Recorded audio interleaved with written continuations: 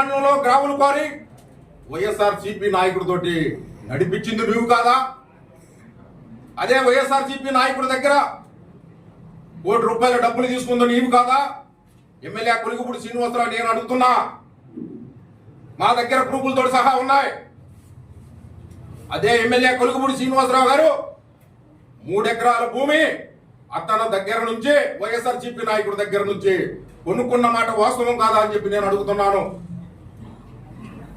అదే కొండూరు మండలంలో సబ్స్టేషన్ ఉంటే ఒక్కొక్క సబ్స్టేషన్ జాబ్కి షిఫ్ట్ ఆపరేటర్ జాబ్కి 6 లక్షలు 7 లక్షల రూపాయలు తీసుకుందో నీవు కాదా అని చెప్పి అడుగుతున్నావు. మా దగ్గర ప్రూఫ్లతో సహా ఉన్నాయి, ఆ ప్రూఫ్లు కూడా నిరూపిస్తాం. ఇవాళ ఎంపీ గారి మీద బురద చల్లుతున్నావు. అదే ఎంపీ గారి వల్లే ఇంకా ఈ కాన్స్టిట్యున్సీ ఇంత మాత్రం ఉంది.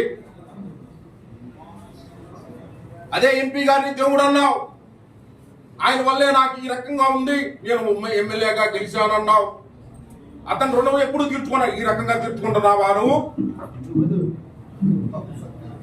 ఒక అమ్మాయిని ఎస్సీ మాది కులస్తురాల్ని నా కూతురుగా స్వీకరించానని చెప్పావు, దత్తత తీసుకున్నానని చెప్పావు. ఆ అమ్మాయి ఎక్కడుందని చెప్పి నేను అడుగుతున్నా.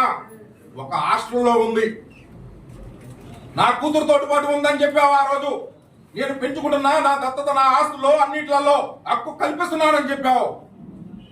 హక్కు కల్పిస్తున్నావా? ఎస్సీని కూడా మోసం చేస్తున్నావు. ఎందుకు ఆశ పెట్టావు? నాకు 2వ కూతురు అన్నావు. ఆ అమ్మాయి ఒక హాస్టల్లో ఉన్న పరిస్థితి ఇవాళ. ఇంకా తెలుగుదేశం పార్టీ ఏం చేద్దాం అనుకుంటున్నావు? నువ్వు తెలుగుదేశం పార్టీలోకి వెళ్ళడానికి మొత్తం ప్లాన్ చేసుకున్నావు. నువ్వు పెద్దిరెడ్డి రామచంద్రారెడ్డిని ఎందుకు కలిచావు? ఎయిర్పోర్ట్ లో ఎందుకు కలిచావు? నువ్వు ప్లాన్ చేసుకున్నావు. వైఎస్ఆర్ పెద్దిరెడ్డి రామచంద్రారెడ్డి కలవడానికి నువ్వు ప్లాన్ చేసుకుని చేసుకున్నావు. తర్వాత వైఎస్ఆర్సీపీ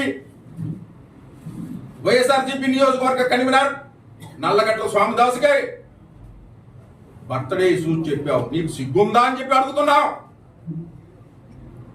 ఎప్పుడన్నా ఇలాంటి పరిస్థితి ఉందా అని చెప్పి అడుగుతున్నావు. ఇప్పటికైనా రాజీనామా చేస్తే నీ కోసం కష్టపడిన వాళ్ళకి ఒక 10% అన్నా నువ్వు న్యాయం చేసిన కూడా అవుతావు. నువ్వు వెళ్ళడానికి మొత్తం ప్లాన్ చేసుకున్నావు, మొత్తం దారి క్లియర్ చేసుకుంటున్నావు. ఇవాళ ఈ గవర్నమెంట్ అధికారంలోకి వచ్చిన తర్వాత ఈ తిరువూరు కాన్స్టిట్యున్సీకి 35 నుంచి 40 కోట్లు సీసీ రోడ్లు వస్తే నువ్వేం మాట్లాడుతున్నావు? ఒక కలెక్టర్ ముందు రోడ్లు వేయంటున్నావు, ఇంకొకటి వేయంటున్నావు. నువ్వు అధికార పార్టీ ఎమ్మెల్యేనా అపోజిషన్ ఎమ్మెల్యేనా అని అడుగుతున్నా. 5 సంవత్సరాలు వైఎస్ఆర్ పార్టీ అధికారంలో ఉన్నప్పుడు 5 సంవత్సరాల మీద ఒక 20 కోట్లు కూడా తిరువూరు కాన్స్టిట్యున్సీకి వచ్చిన దాఖలాలు లేవు. ఏ నీ కళ్ళు కనబట్టలేదా? ఈ అధికారం వచ్చిన తర్వాత తెలుగుదేశం పార్టీ అధికారం వచ్చిన తర్వాత తిరువూరు కాన్స్టిట్యున్సీకి ఎంత గ్రాంట్ వచ్చింది కూడా నీకు తెలియట్లేదా?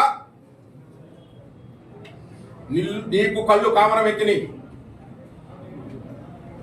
అది తగ్గసాడు చంద్రబాబు నాయుడు గారు చూస్తూనే ఉన్నారు. నీలాంటి వాళ్ళ లోకేష్ గారు కూడా చాలా మందిని చూశారు.